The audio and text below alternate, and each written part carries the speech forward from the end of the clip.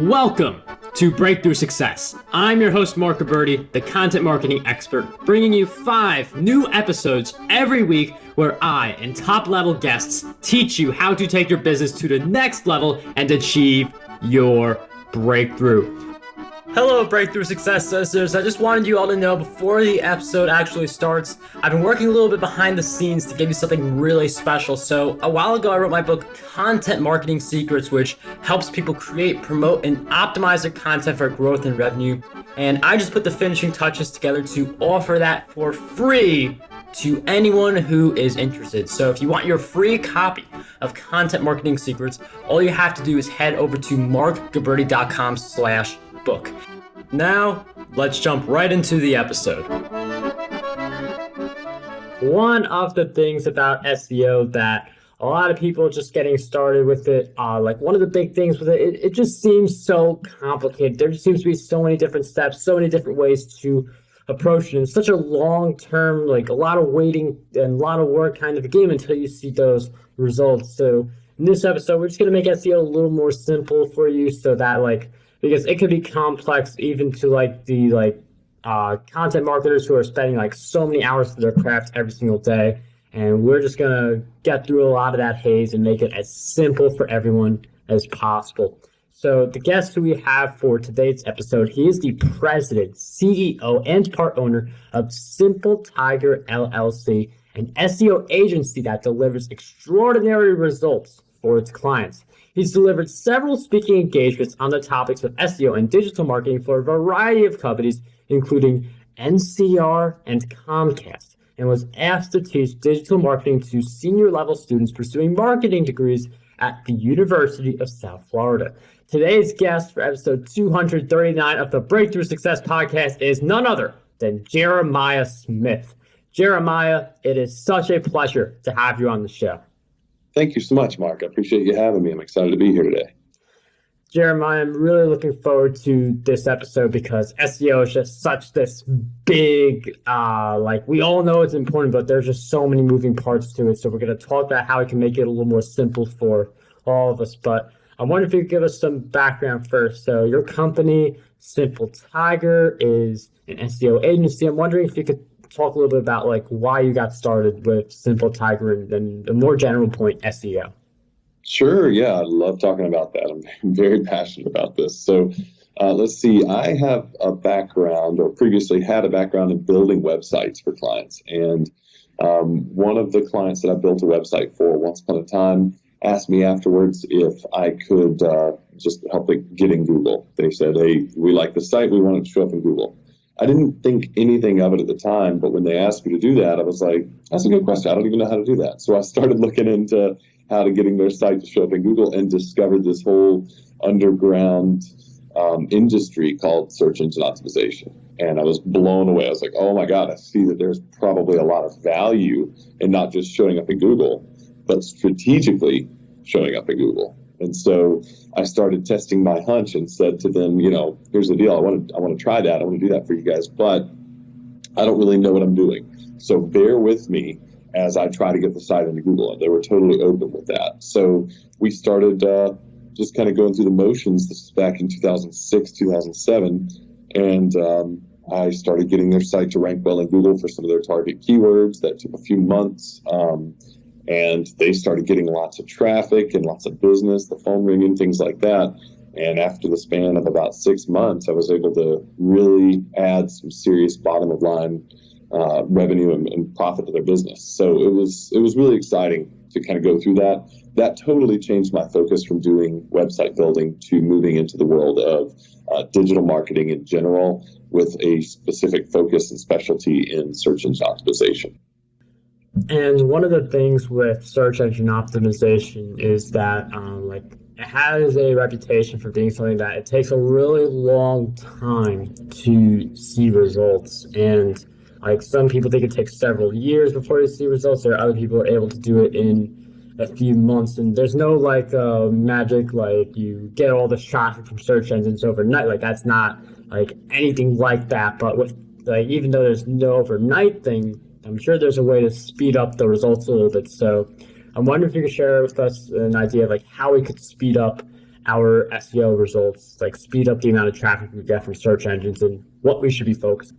Sure, yeah. So first things first, I see search engine optimization as a top of funnel traffic attracting or acquisition capability. So you bring in traffic through search engine optimization, much like you bring in traffic through paid search or through Facebook advertising or any other kind of social media advertising.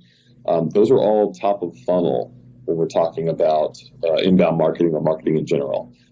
There's also the middle of funnel and bottom of funnel. So middle of funnel would be anything that takes that traffic that's on your site and then converts it into a lead or some kind of marketing qualified lead or contact that you have that you can then reach out to and push further through the funnel down to the bottom of the funnel. Bottom of funnel being where your sales process actually kicks in and you try to convert them from just a lead into a sale of some sort, or some kind of final tangible value from a relationship with that person.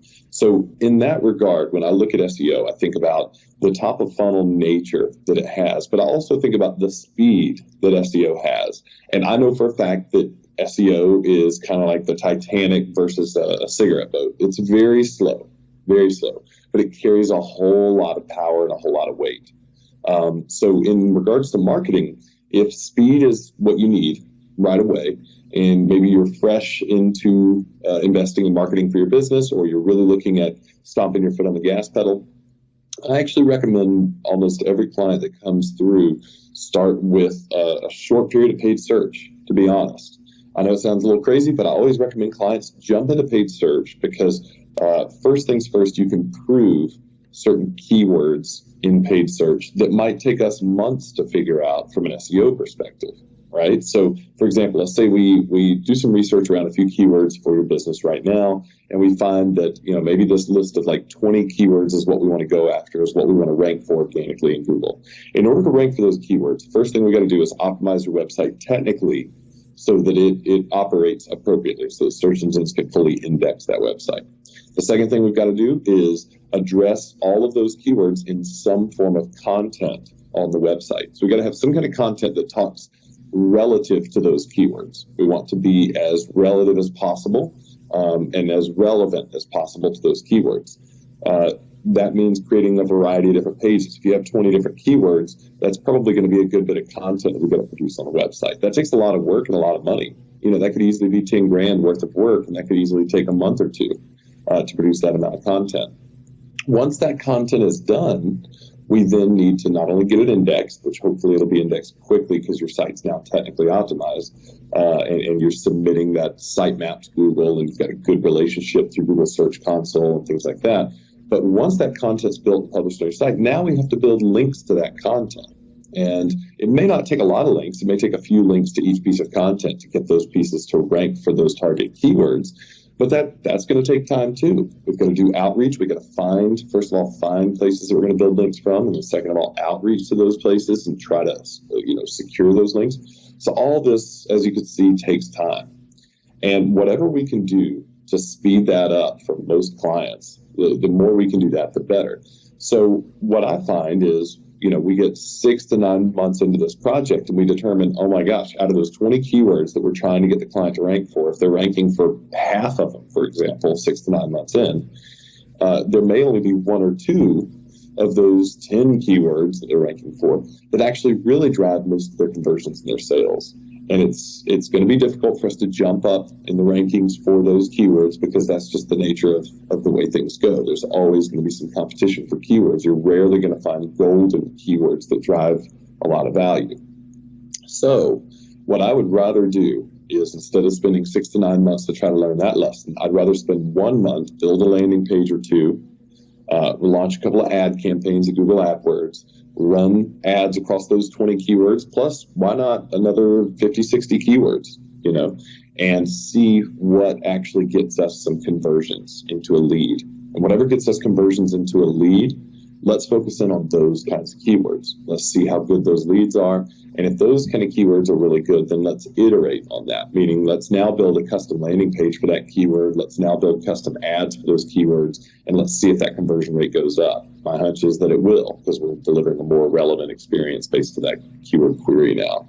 And if we're able to do that, we're able to start driving leads, immediately the client's happy, right? Or if you are the client, immediately you're happy because now you're getting leads in, but you're spending money on these ads every month. Well, now we can actually tailor back the amount of money that we're spending on those ads every month because we've gotten efficient.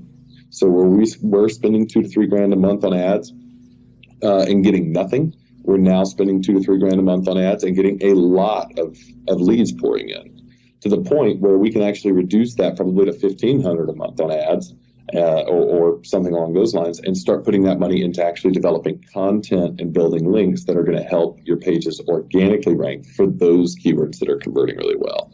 So that's usually what I recommend people do if they want to speed up the effect of SEO, is reach outside of SEO to get started, and then inform your SEO efforts with what you learn in the real world by running Google AdWords ads. I really like the idea of using the ads when you're at that point where you have a few keywords, using the ads to see which keywords are ranking the best and creating content around those keywords, because, I mean, the ads, like the data shows that these are the keywords you should focus on. You create content on those keywords instead of trying to rank for everything under the sun. But one of the things that I want to ask you is, like, when it comes to content creation, not all of our blog posts are immediately optimized for SEO unless you know a lot about SEO going in. So do you view it as more important to be creating more new content or to optimize what's already there? Maybe you save some time with the content creation stage and you're able to optimize it better for SEO. I would like to first take a step back and challenge you on an assumption you made that your blog articles may not be optimized for SEO. That's a very common assumption that people make, but I address it specifically because as Google becomes more intelligent, which they are now thriving on artificial intelligence, and that's getting better and better, what they're going to be able to do is deduce the value that people are acquiring out of the content that they're reading and lining up pieces of content with search queries better and more accurately and more relevantly. That's Google's idea. That's their MO. So that said, SEO isn't mentioned there, right? Optimizing content for SEO is kind of a nebulous categorical error if you think about it. It doesn't even make sense to optimize content for SEO. What are you trying to do? Well, you're trying to bring in visitors. You're trying to bring in people and capture their attention, move them from the top of funnel to the middle of funnel to the bottom of funnel. And your content, this is where you know a lot about content marketing. Your content is that bridge that bridges people from the top of funnel to the middle of funnel, and sometimes from the middle of funnel to the bottom of funnel. So if you can do that with your content, and that content is writing about a subject that I'm interested in, for example, let's say I'm working on my RV. You're a big RV company, and I'm trying to figure out what kind of refrigerator to buy for my RV. And you guys wrote an article about the 5 things you need to know about RV refrigerators, and you explain everything I need to know about it in that article. You don't necessarily need to, quote unquote, optimize it for SEO. I might be searching for something that you knew to write about, and you knew to write about it because it's a common question or concern that maybe you hear about in the sales process, or maybe a lot of people ask you, and that drove you to write the content and kind of answer that question ahead of time. So from an SEO perspective, I don't think it makes sense to go back and look at blog articles and say we should optimize these from an SEO perspective. I would optimize them from a value perspective. Are you delivering value in that content? And is that content relevant to a subject?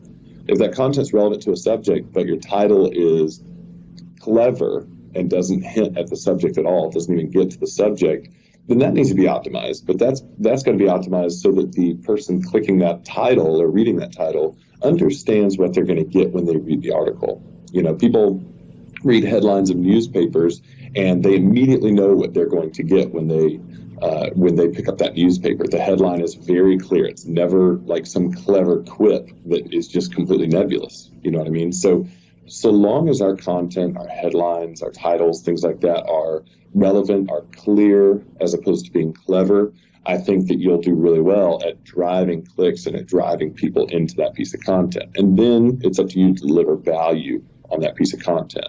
If you can do that, then really there is no need to kind of optimize the content on your blog, if that makes sense. And I'd like to focus on value, and the AI that Google's working on is something that obviously we're going to learn about more as it goes. Jeremiah definitely knows a lot more about it than most of us, like at this stage. But like I can see the AI like being focused more on value, and like there are things you could do obviously to optimize your content. But if you optimize the content and it's not valuable, then there's no real point. So value comes first, optimization comes second, and AI may even just like make optimization not as essential as it is now. We don't like who knows what will happen like the next few years due to like Google, like they constantly change their the way they rank content. But one of the things that I've seen as a constant is the more like valuable, healthy backlinks you have, like not just buying hundreds of backlinks, but the more backlinks you have tends to be better for your content. So I'm wondering if you could share with us a little bit how we can get more backlinks for our content. Sure, yeah. So I think a great way to deliver more backlinks and build more backlinks in your content is, first of all, when you've produced a piece of content that you know adequately answers the questions that your audience is asking, and you know for a fact it delivers value because you feel yourself giving away a piece of maybe a piece of the farm, or giving away something that is just so valuable. You know that you're providing value in it. Then the next thing I like to do to speed up the process of getting eyeballs onto your content and seeing how well it does is actually run some social media campaigns, depending on what industry you're in and what your content is about, things like that. What I mean by that is literally take a blog article that you put a lot of effort into, that you know should work well, that you want to build links to, and run an ad of $100 to $200 a month pointing at that single blog article on Facebook or LinkedIn or Instagram, and promote that ad to a couple of different audiences and test those audiences, see who interacts with that content more. The reason I say this is because that is the same approach as I mentioned earlier about doing the AdWords before SEO, except now we're actually testing the validity of our content to our audience, right? So you can kind of handpick your audience on Facebook, and you can say, this audience really likes this type of content, so let's show this type of content to them and see how they respond. Is my content good? And see what their interaction is like. Now, when I say their interaction, I literally mean go into Google Analytics, go to the acquisition channel, grab the, if you're running Facebook ads to this piece of content, go grab the Facebook channel there, the social channel, and look at the Facebook referrer, and look at how people are interacting with that blog article versus other content on your site, or versus your site's baseline content engagement. Meaning, what is the bounce rate for that piece of content? What is the dwell time, or the amount of time that they're sitting on that piece of content and reading it?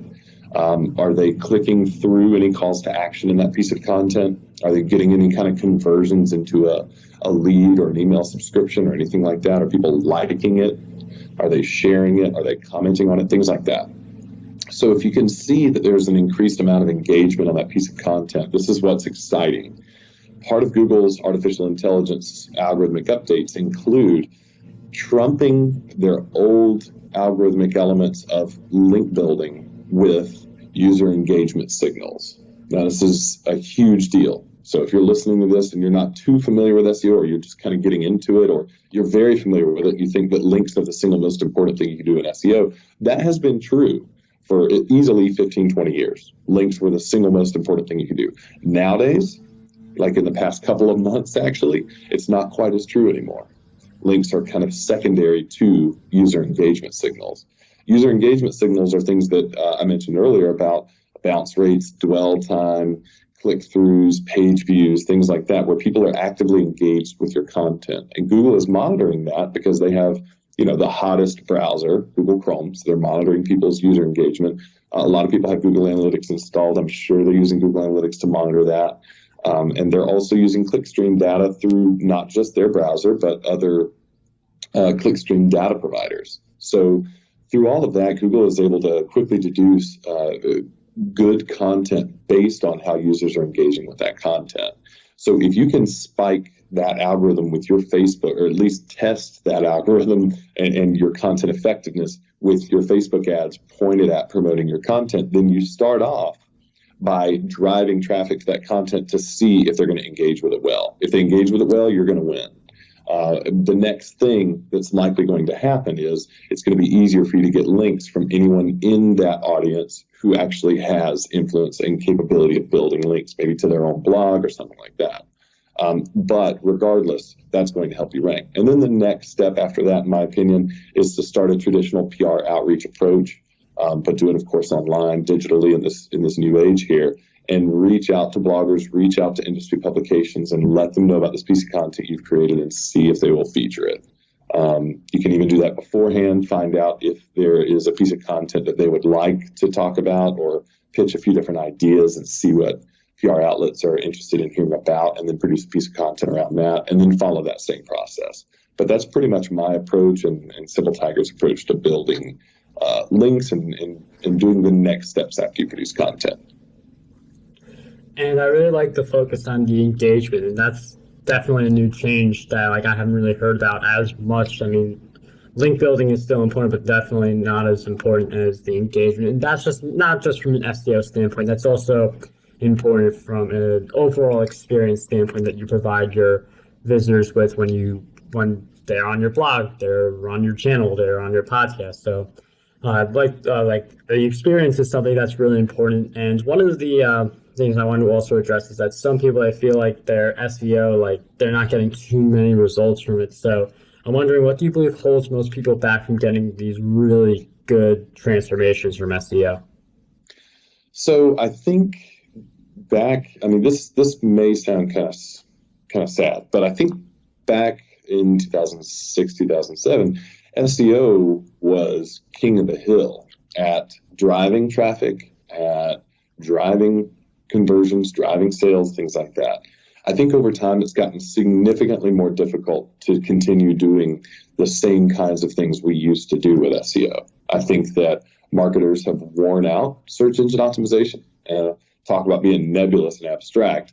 But really, I do think that a lot of marketers have kind of figured out SEO to a large degree and are delivering better on it. And so the competition is very cutthroat and the market is saturated for search engine optimization. That said, I think what that means is that we need to, as marketers, take a more holistic approach to everything that we're doing. We, for a long time, have been SEO specialists at SimpleTiger and have just absolutely refused to do any other kind of work, such as paid search, for example. I know that sounds really counterintuitive based on what I just discussed with you guys, but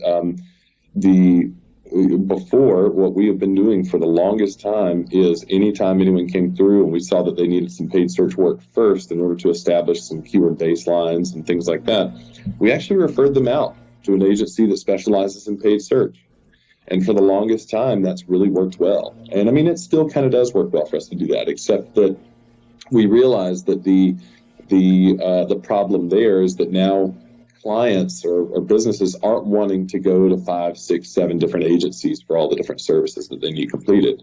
They would rather work with one agency, spend one line item on marketing, and have that agency do well at actually driving business for them.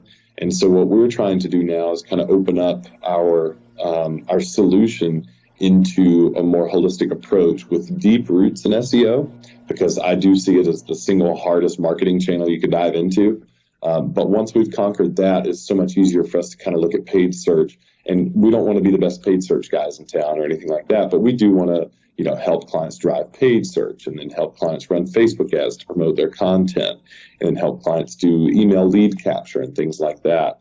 So I think really, if you want to do a good job at SEO, you need to kind of take a step back and make sure that you're doing a good job at the other elements under the marketing umbrella, or at least strategically considering all the pieces to the puzzle, because they do work together in some way. Very rarely, if ever, you're going to find a business, industry, or client where just SEO is all they need. So I really do think a holistic approach is the way to go. And I like that approach where you mentioned that, and it makes a lot of sense. Where in 2006, 2007, it was really a lot easier to rank and get a lot of traffic from SEO just because there weren't as many people. But now you have so many people. It's no secret that you can just Google how to rank higher on SEO, come with a few tactics, and you have a lot of marketers as you mentioned, like having a very advanced approach, and it is a lot more competitive to get those keywords on Google. So a lot has changed, and it's good to put SEO just under that whole umbrella of marketing, not just to rely on SEO, but the same can be said about relying on any one method of marketing. And one of the things that I want to ask you also is for one of the big challenges that you faced in your journey and the powerful lesson you learned during that challenge. Oh man, that's a good question. There, quite frankly, have been a lot of challenges in my journey. I'm trying to think about what has been probably the single hardest. Actually, I would probably venture to say that realizing that we as an agency probably need to step back from being hyper specialized and hyper focused on just SEO, and that we need to not only consider the rest of the funnel for our clients, because we were already considering that, but actually do something about it. We've considered the other parts of the marketing funnel for our clients for years now, but we haven't done anything about those other elements, such as the paid search pieces, the Facebook ads pieces, the email marketing, or anything like that. And I'm seeing that is so critical that we help our clients capture all of that so that they can truly get the value out of the one thing that we are absolutely specialists at, which is SEO. There are some clients who have come through who, if I do step back and I look at what they actually need, honestly, it may not be SEO right out of the gate. And so I feel very convicted I have felt very convicted to make some changes in the way we operate and to move away from being just hyper specialized to being strong in that area, but also focusing on the other elements that the clients need. And so something that I'm seeing more and more nowadays is that people come to us and say, here is our goal, and here is what we think the solution would be. But we want to leave it up to you guys to tell us. And rarely do they come to us and say, we want SEO, we want to purchase SEO. Usually they come to us and say, we want to purchase what SEO delivers, right? Which is improved sales, more traffic, something like that. Well, if that's the case, sometimes SEO is not necessarily the way to do it. There's several ways to skin a cat, basically, to coin an old term here. But so I think kind of coming to the realization that being hyper specialized in one area can actually be detrimental to our client's business at some point was a harsh realization for me. And I'm still working through that. I'm still kind of digesting it. So you're hearing that live on the radio that this is actually an influx item. But I really would like to welcome some comments on that whole subject. Because we do want to be specialized in terms of who we work with. We like working with SaaS companies. That's kind of our target. We do work with a lot of different types of businesses, but SaaS has been it for us. We really enjoy those business models. And then in terms of marketing, we think that the holistic approach is just the direction that we need to go as an agency with strong roots in the most difficult parts that we're going to address along the way. And it's interesting how you mentioned that people aren't after SEO because of SEO in and of itself. They're after the traffic. They're after the sales. So I really like how you mentioned that if you find another way to get the traffic and sales you want, SEO may not be the best option, but it is definitely something good to leverage. And if you are doing the other marketings right, sometimes SEO does just come to play if you're doing all the other things right. So I really like that challenge that you mentioned. And one of the things that I also want to touch upon, because I'm a avid bookworm. I read as many books as I can get my hands on. So Jeremiah, I'm wondering if you could share with us 3 great books that you believe will have a positive impact on us. Yeah, right out of the gate, I have 3 for you. 2 are by the same author. So since we're talking about marketing, and that's my bread and butter, if anyone had to take a deep dive, quick course in marketing, meaning these are going to be 3 books, and in sequential order, if you follow them through this order, you will win at marketing. You will understand, you'll be so much further ahead in marketing knowledge and capability of what you can do than your competition. So start with the book, Start With Why by Simon Sinek. So start there. That's the very first book. And it's funny that it's called Start With Why, because that's a book that I would start with, literally. But he talks you through the process of why your company exists and how it's critical that you start with figuring that out first, and then how you exist comes next, and then what you do to exist comes third. So all that in that book, I think, is very valuable. So start with why first, because I think knowing why you're marketing is the first thing you should do. The second book is called Tribes by Seth Godin. So Tribes is a very good book about ultimately who you're talking to. So when it comes to your personas or your audience, I think that's the second most important thing you could do. So the first would be why. The second is who. Well, Tribes helps you understand who and create a relationship with who you need to be talking to in your marketing. And then third would probably be another book by Seth Godin called Purple Cow. In that book, he dives deep into differentiation, which I think is really when you start getting into the how, what, when, where kind of aspects of marketing. So that really, in my opinion, that book encapsulates all the rest of your marketing efforts with differentiating yourself from the competition, ensuring that you're speaking to your audience or who properly, and that your why is constantly in check. Your why can inform your differentiation. Your differentiation can support your why, things like that. So I think if you go through those three books in that order, you will crush it in terms of marketing. Jeremiah, thank you for sharing those great book recommendations. Those will all be in the show notes, marketbirdie.com/E239. We'll throw in the link to the Seth Godin interview on Breakthrough Success. Here's episode 16. And we'll also throw in Content Marketing Secrets in the show notes as well. That's my book. You get it for free at marketbirdie.com/book. Just pay for the shipping. And before I wrap up this episode, Jeremiah, I've asked you several questions throughout our time together, but what do you believe is one question that we need to be asking ourselves more often? I think really asking yourself, why do you exist as a business? Why does your business exist? Again, hearkening back to Simon Sinek's book, Start With Why. If you can figure that out, it will cascade down into a series of decision-making protocols and answers that I think you as a business need to find. So for example, for us, I mentioned that my harsh reality, the harsh challenge that we went through was, in our whole time of being a business has been kind of realizing that we might need to change and offer more than just SEO. Well, our why that we put together a few years ago is we exist to do simply effective marketing for clients we love so they can get the customers they need. So we don't say anything about SEO in there. We say everything about doing simple, effective marketing. So that's why SimpleTiger exists. And when I realized that, oh my gosh, our vision, why we exist, does not accurately align with what we're currently doing, I'm not going to change our vision because our vision's great. I'm going to change what we're doing, which means we're not going to just do SEO for clients anymore. We're going to start broadening our horizons and looking at the other things that we can do for our clients. And that decision only came about because I asked myself, why do we exist as a business? So I think that question alone can get you through some of the hardest challenges that you'll ever run into as a business. Knowing why your business exists, I think, can help you make some of the biggest decisions you could ever make. So ask yourselves that frequently.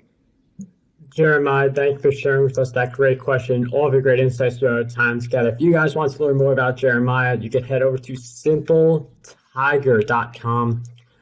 You also throw in the free ebook, The Anatomy of SEO for SaaS companies. All those will be in the show notes. But Jeremiah, I can't thank you enough for sharing all of your great insights with us. It was such a pleasure to have you on Breakthrough Success.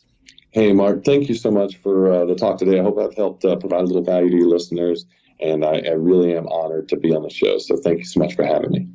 How does over 100 retweets per day sound to you? My free ebook, 27 Ways to Get More Retweets on Twitter, has you covered. I use the methods within this ebook to get over 10,000 retweets every single quarter. To learn